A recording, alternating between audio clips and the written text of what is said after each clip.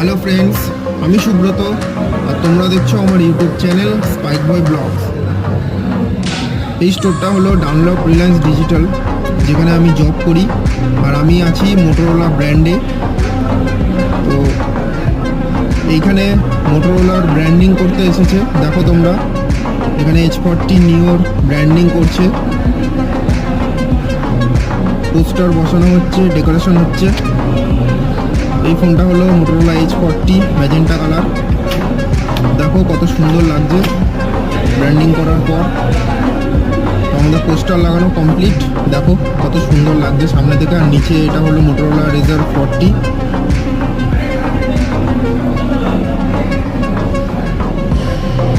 একটা লাইক করে দিও আর চ্যানেলটা প্লিজ সাবস্ক্রাইব করে দিও।